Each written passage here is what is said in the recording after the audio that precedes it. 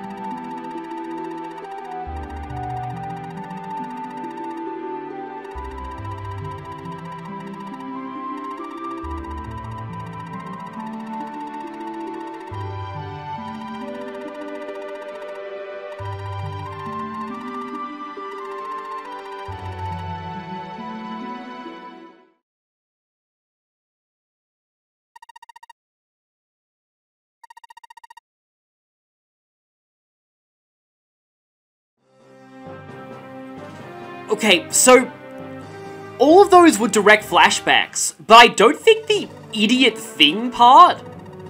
Oh, okay. Oh, right. I totally forgot that I moved Mel over without Roger. So yeah, this is fine. I don't care. It doesn't matter which, like, I don't really want to use him anyway. It doesn't matter what party he's on. But at least we get to see this once. Yeah, like, this is what happens. You have to have Mel and Roger in the same party. If you, wow. This is a bit of a bad time for Shigen to be saying that, given that Holmes does, well, yeah, Holmes and Catry just got kidnapped. But, Suppose that's an appropriate time, given the whole sort of romance thing that just happened with the Holmes and Cartry scene. But anyway, that's what happens if you try and split up Roger and Mel. They both end up going to the same party if you try to do that. But anyway, so all of those were direct flashbacks, but the idiot thing, I don't think it was translated that way in the original scene. Did they keep that on purpose? Was that much of a meme? They kept it in the flashbacks? Because if so, thank you so much, fan translator, that was amazing. What is this idiot thing? So that entire scene, that whole series of flashbacks, it's just like a scene that, like, it has always stuck out to me in my mind, and that's why I did it for the April Fool's video of the year that I'm uploading this. Because in the original fan translation, the very first one, it was great for the first 8 chapters, average but serviceable for the remaining chapters up to chapter 30. And it was at this point that the fan translation, the original fan translation, completely fell apart and became zero-wing levels of English. And what better way to introduce the translation falling apart than those flashbacks? I got to this scene, saw those flashbacks with, as I thought, they are pirates. You are so airheaded. You are getting on my nervous. I will revive Mr. Priest myself. And I just kind of lost it. But even correctly translated, the scene is still I know I shouldn't be talking about this over this because this is kind of an emotional backstory scene, but like, even properly translated, that scene is incredibly cheesy. It is just so painfully over-the-top cheesy. It feels like something out of a romantic comedy, not a serious war-themed strategy game. Like, not even the waifu-based Fire Emblem games do anything like that. Just have someone have this really overly dramatic, oh my god, I've been sundarily in love with her this whole time, and now she's kidnapped. It's just... Anyway, that scene is just kind of the perfect storm of unintentional hilarity to me in so many ways, and I've been wanting to show that scene off in a playthrough for so long. I don't know how many other people feel the same way about it that I do, but yeah, that scene is just kind of amazing, probably for all the wrong reasons, but anyway. So yeah, back to serious stuff, the Black Rain, yeah, this is important. I shouldn't be talking about silly, romantic flashbacks here.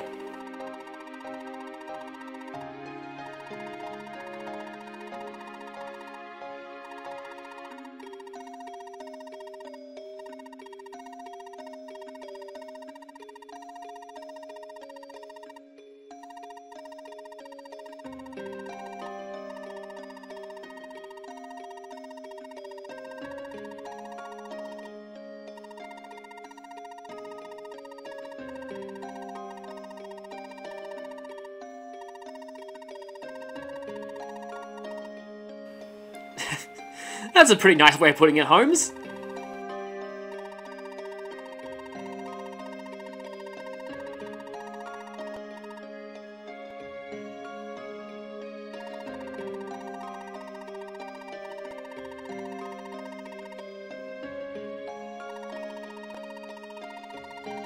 Yeah, he's got one of them already, so remaining are Enter, Nafa, and whoever the Earth Shaman is. But the Witch Dragon probably is too insane to cooperate right now. Except, yep, Tia is the Earth Shaman. She's the only one of the 4 shamans currently living who's an outright physical fighter, and also a powerful magic user at the same time.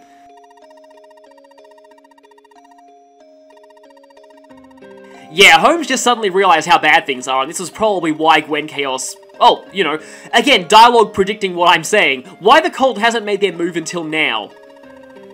There are actually 4 shamans of all the bloodlines, and that means that if he collects all 4 of them...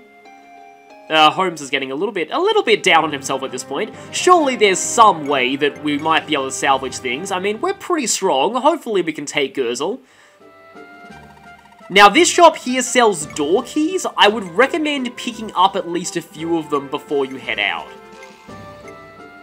Samson has nothing in his inventory. I may as well fill them up with these. Yeah, door keys for the party that has the warp staff, that's also useful to have. And you can buy silver weapons at this armory. Definitely grab, whatever you want before you head out. I probably have enough silver weapons, but I guess I can take a... I wonder if Martel could use a silver lance, though. Although she has a Veleven sword, that's probably more than enough for most enemies. I'll take one silver sword, I guess.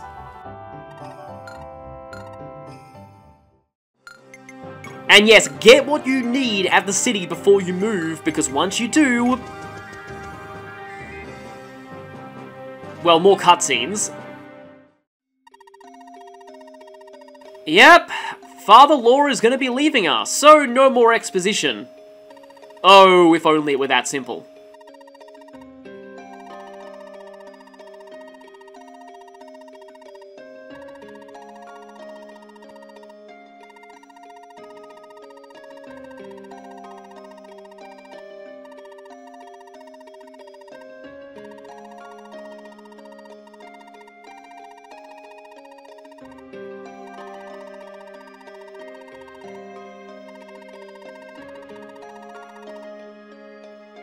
We are finally going to the shrines.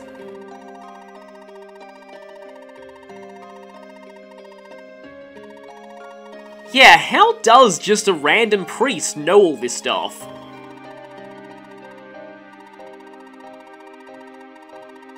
Holmes already starting to realize there might be something up here. But we'll think about the implications of that later. Yet more events.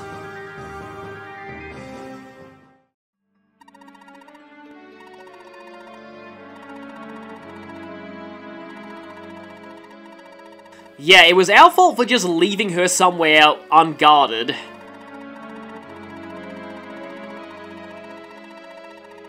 Yeah, we already had that exposited to us earlier.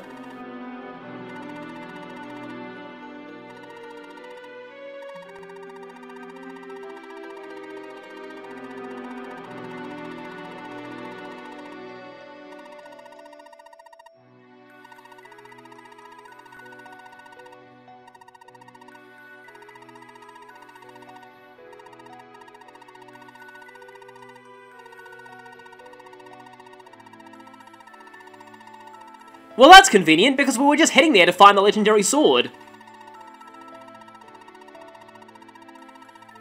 Okay, so all the shrines lead there.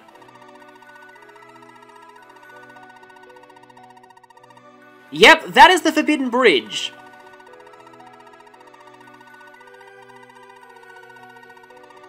And so, we can now finally cross that bridge. And where one expositor leaves, another joins us. So yes, we now have Claris with us, and she'll be our dedicated exposition girl. So yes, we're not free of exposition. I guess the sense of urgency, it does explain why Holmes can't really backtrack on the world map anymore.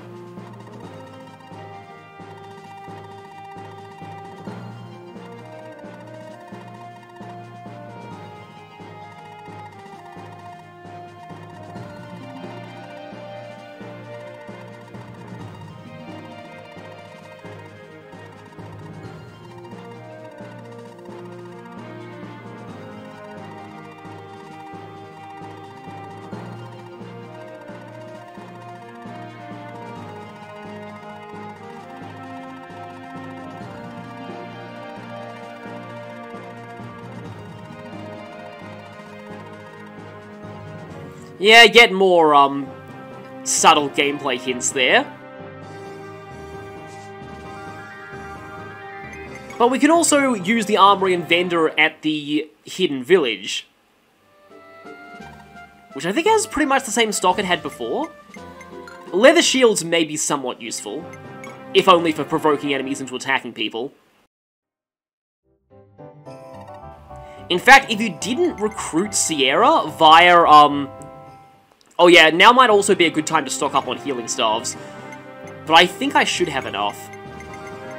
Okay, Renee is kind of my only healer for this party right now. That's a little bit scary, but she should do a pretty good job of it.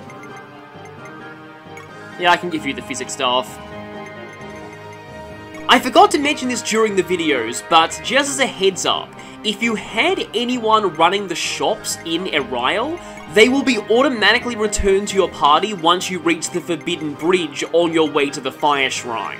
So don't worry, you won't leave them behind forever. And now, somewhat unfortunately, we have a forced skirmish here. It does kind of get annoying how many forced skirmishes there are in this game. It's probably inspired by Gaiden, but Gaiden didn't really have any real chapters, like official chapters. So its skirmishes kind of serve as chapters. But here, we've got main story chapters, but we also have forced skirmishes. So I believe some of these gargoyles are stronger than others. Yeah, there's some weaker gargoyles down the lower part of the map, and then some much stronger ones up here.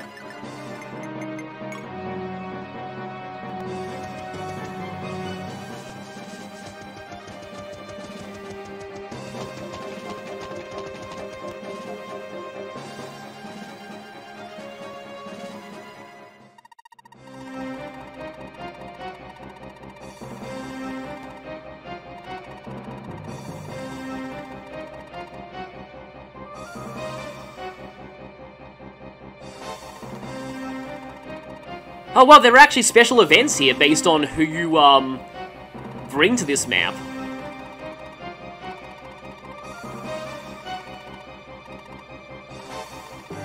Yeah, you kind of do need to lure enemies in order to, make the best use of, Alicia, because her actual movement is not great. I'm coming too, and that's it. So, yeah, we have, I'm just going to go ahead and turn off animations here. We have a forced skirmish here on a map that we've already experienced before, which is a little annoying, honestly. Oh, I could have used one of the low-use pylons, but oh well. She's getting up to her level cap. I didn't bring any occult books for this group, but yeah, I think she's probably fine, like, the way she is right now. And I brought Leonie here just because of her high movement, and she could potentially just get to good positions to snipe down the gargoyles with Flurry. Because she only needs one higher attack speed to take them down. And sadly, Xeno's basically just homes, but worse at this point. Oh, I could also use the... Let me just quickly check the conditions. It's a route, okay. So, I mean, I could use the exercise staff just to try and end this quickly. But I'm just going to try and fight a few of them first. It would just be kind of, like, I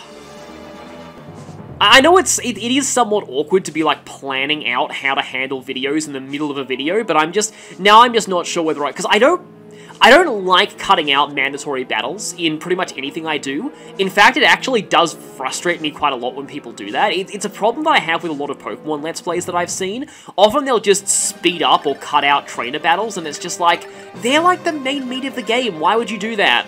So I guess since this fight is forced, I don't even W.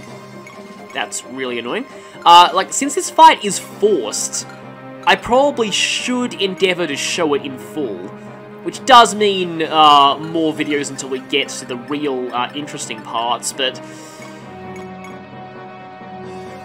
I guess there may be a few things that I can talk about here. In fact, one thing that I do want to mention is I've recently found some Famitsu interviews that I think were, like, pre-release for this game. So, like, before, well, I mean, you probably know what pre-release means. It obviously does mean before the game came out, but yeah, yikes, I can't even double you guys. That's, an extreme pain. And I left up. If I wasn't, like, yeah, I just realized I probably should have traded the Brave Sword over the Shigen before I, did this. Although Holmes does have enough attack speed to double these guys outright, with the Brave Sword at least. Not with that, but it'll one-shot regardless. I guess I'll use the Brave Sword, though, in case they decide to attack him. And there's Draco. But yeah, some early Famitsu interviews before the game officially came out, and some of them were talking about the characters. Unfortunately, there are not, Like, there aren't full interviews for every single character, but there was one that actually said that San was originally planned to be the youngest daughter of Count Marlon. Which means that maybe either she replaced Naren in terms of role, or she was going to be another Count Marlon pick. There is evidence in the game's files of 2 additional Count Marlon picks, but neither of them were San. They were both male characters, and they were both, I think they were, basically, they were soldiers. Like, I think one of them was a spear soldier, and one of them was maybe a sword soldier? But yeah, evidence of additional possible Count Marlon picks, but none of them were actually San, which is interesting. Oh, this is barely going to do anything.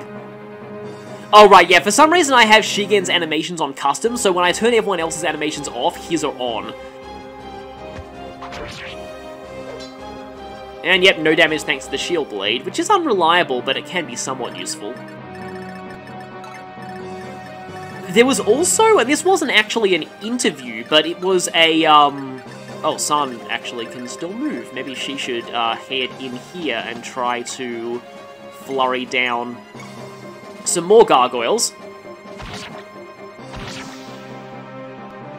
There are also some, like, early material that the person who translated this game, sorry if I keep forgetting their name, like, I know how it's written, I'm not entirely sure how it's pronounced. But they translated a few pieces of material, and one of them was something saying that in the original draft of the story, Sierra was actually a, I suppose during the enemy phase I can look it up, but like, I think she was one of the priests of the shrines, and she was going to be killed by Gwen Chaos in a scripted event, so she wasn't even going to be a playable character originally. But she was more like a completely separate character who happened to have the same portrait. Because, yeah, I think she was like Meriel's sister? And she would have been killed by Gwen Chaos in a scripted event.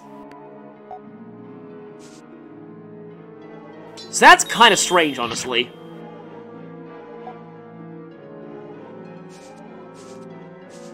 And there are a few other characters that went through some changes. We can only speculate for a few of them.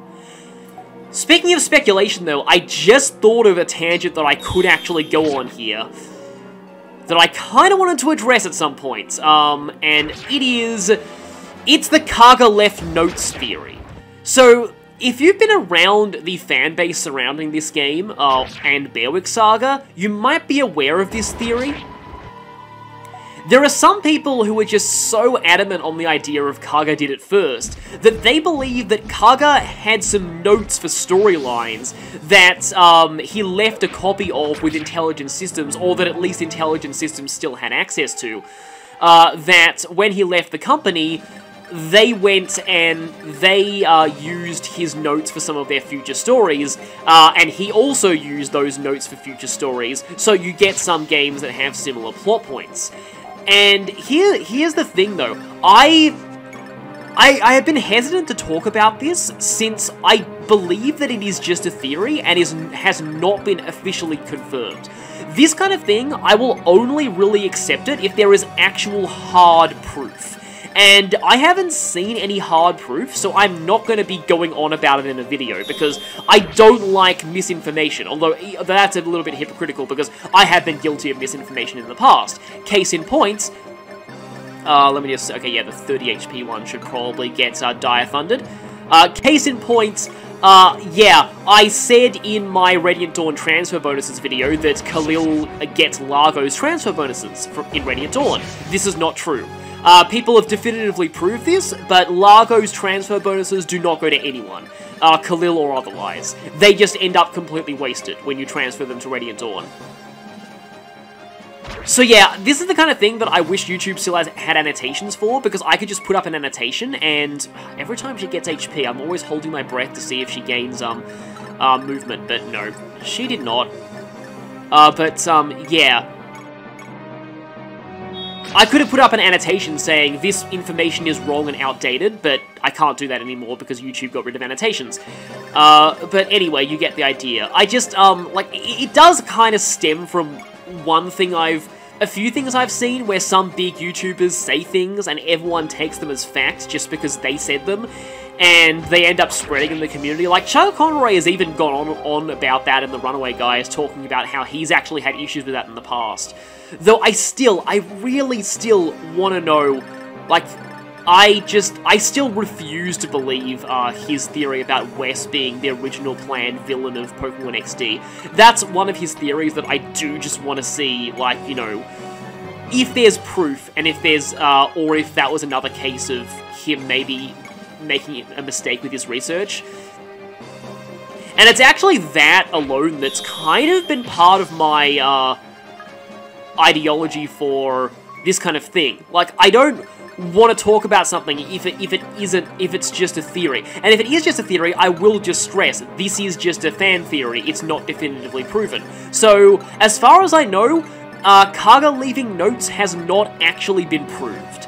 And as long as it has not been definitively proved, I'm not gonna believe that it's true. And I also think it could just be people making a bit too much of a bigger deal about coincidences. Some people are like, oh yeah, well these plots are so similar, obviously it can't be a coincidence, but still, it's a coincidence until I see proof otherwise. That's the way that I see things. Because Bearwick Saga does have a few plot points that many people have said are very similar to the Tellius games. There's a whole conflict that gets ignited by an apostle being assassinated, so I can see why people would say, okay, yeah, that is kind of similar. And I can kind of understand if maybe that was based on an idea that Kaga had. And there's also, like, a Black Knight type character who is related to another character and becomes their rival, and becomes, like, a very powerful optional boss fight throughout the game. Just like the Black Knight, well, I mean, you know, Black Knight isn't an optional boss because you can't actually beat him until the very end, but still, you get the idea.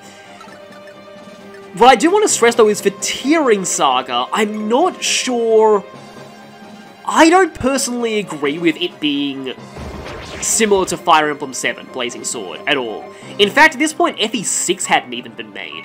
FE6 did deliberately lift from Mystery of the Emblem quite a lot, but... yeah, I still feel like... this game's similarities to FE7 are very superficial. Like, one person even said, oh, well, you know, there's an enemy faction that has two brothers whose father, who are only antagonists because their father has been seduced by an evil sorceress. And, like, I just feel like that's really tenuous. Like, I never saw any parallels between Linus and Lloyd and Julius and Barker. Like, to me, this is more like, honestly, Kanan feels more like Rigel in a lot of ways. The plot feels much more like Gaiden than anything that will come later, and again, there is one aspect of this game's plot towards the very end that I do think is actually very similar to a character from FE7. But that is really the only major similarity that I see. Like, some people might say that Holmes is similar to Hector, being like a jerk with a heart of gold who's best friends with a more traditional lord, but still, like, jerk with a heart of gold is a very common archetype, and I actually think that Holmes is actually not that similar to Hector at all. He's really his own thing. So anyway, that was just my rant that I wanted to get off my chest at some points.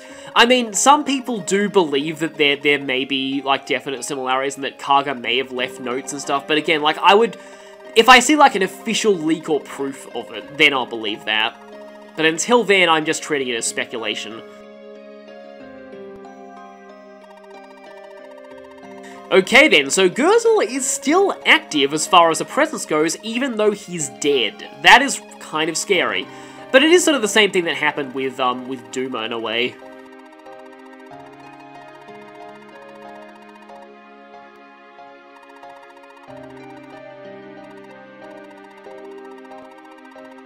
Oh yeah, they did mention that. So yeah, this is when I believe Holmes found the zombie staff.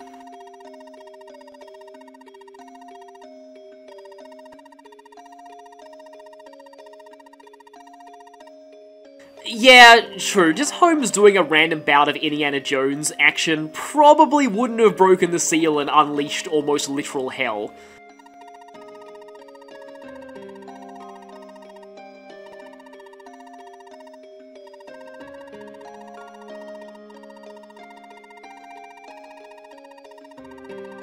Yeah, that is actually a good point. We also have Fort Ariel to take down any monsters coming out of the cave, so the monsters generally don't tend to get very far.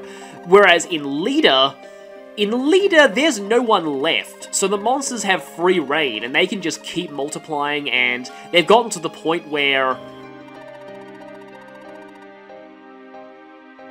there's just so many that sending new mercenaries in there is just too dangerous, so the problem just keeps going. However, we are instantly taken to Chapter 31. And I think I'll be stopping here for now. So, I'll be covering this chapter next time. See you all then.